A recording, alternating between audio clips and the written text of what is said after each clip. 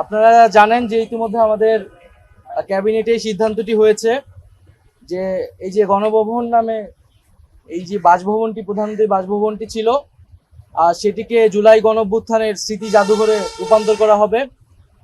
এবং যেহেতু ৩৬শে জুলাই অথবা ৫ই আগস্ট জনগণ এইটি জয় করেছে এবং অনেক রক্তের এবং আত্মত্যাগের ভিতর দিয়ে আমরা কিন্তু এই ৫ই আগস্টের মুহূর্তটি পেয়েছি।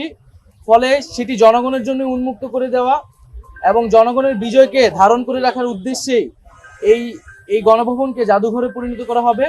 এবং এটি শুধু বাংলাদেশেই নয়, আমরা পৃথিবীর বুকে একটি নিদর্শন হিসেবে রাখতে চাই যে কোনো স্বৈরাচারী, ফ্যাসিস্ট, খুনি রাষ্ট্রনায়কদের আসলে কি পরিণত হয় এবং জনগণই যে আসল মালিকানার এবং ক্ষমতার মালিক, সেই বিষয়টিকে একটি নিদর্শন হিসেবে পুরো পৃথিবীর বুকে রাখার জন্যই আমরা এই গণভবনটিকে জুলাই গণঅভ্যুত্থানের স্মৃতি জাদুঘরে পরিণত করার সিদ্ধান্ত নিয়েছি সরকারের পক্ষ থেকে।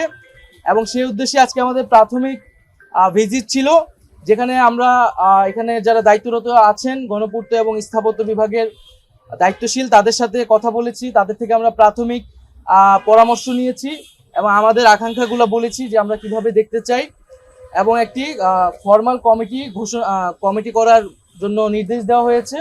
হয়তো আগামীকালের মধ্যেই কমিটিটি হয়ে যাবে এবং কমিটি হলে এটি হয়তো নেক্সট সপ্তাহ থেকে আমরা কাজ শুরু করবো এবং বলা হয়েছে যাতে দ্রুত সময়ের মধ্যে আমরা এটি উদ্বোধন করতে পারি, সেই জন্য খুব দ্রুত গতিতে কাজ সম্পাদন করার জন্য কমিটিতে যারা বিশেষজ্ঞ রয়েছেন, স্থাপত্য সাথে জড়িত এবং জাদুঘর বিশেষজ্ঞ এবং যারা আর্টিস্ট রয়েছেন তাদের থেকেও, এবং আমরা বিদেশে যারা রয়েছে জাদুঘর বিষয়ে বিশেষজ্ঞ বা এরকম অভ্যুত্থানের স্মৃতি জাদুঘর করার অভিজ্ঞতা রয়েছে, তাদের সাথেও যোগাযোগ করার পরামর্শ নেওয়ার জন্য বলা হয়েছে। প্রথমত যে এই যে ৩৬ দিনের যে অভ্যুত্থানটি, সেই অভ্যুত্থানের পুরো সামগ্রিক স্মৃতিটা থাকবে, দিনলিপিতে থাকবে। আমাদের যে শহীদ যারা হয়েছেন এই আন্দোলনে, তাদের স্মৃতি থাকবে, তাদের তালিকা থাকবে। এবং এই আন্দোলন ছাড়াও গত ১৬ বছরে আমরা এই অভ্যুত্থানটাকে তো একটা ১৬ বছরের একটা লড়াইয়ের একটা মুহূর্ত আমরা ৫ই আগস্টে পেয়েছিলাম। এই পুরো ১৬ বছরের যে আমাদের যেই নিপীড়ন হয়েছে, যারা গুম হয়েছে তাদের তালিকা থাকবে এবং যাদের বিচার বহির্ভূত হত্যা হয়েছে, এই সকল বিষয়গুলোর একটা রিপ্রেজেন্টেশন থাকবে।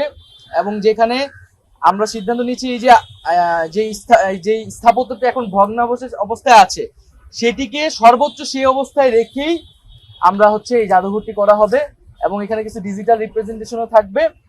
আমরা এই ভগ্নাবশেষগুলো রেখেই আমরা কিছু ডিজিটাল কার্যক্রমের মাধ্যমে জাদুঘরটি থাকবে এবং পুরো ১৬ বছরের আমরা একটা চিত্র সেখানে তুলে ধরার চেষ্টা করি। হ্যাঁ, পরবর্তী প্রধানমন্ত্রীর বাসভবন বিষয়ে সেটা পরবর্তীতে আলোচনা হবে।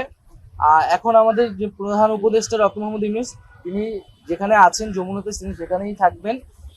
আর যেটা বললেন যে এখন যে অবস্থা, এখন আমরা ভিতরে দেখতে পেয়েছি যে এখানে প্রচুর দেওয়াল লিখন আছে, গ্রাফিতি আছে। যারা সেদিন এসেছিলেন, স্টুডেন্টরা এসেছিলেন, তারা তাদের ক্ষোভ প্রকাশ করেছেন।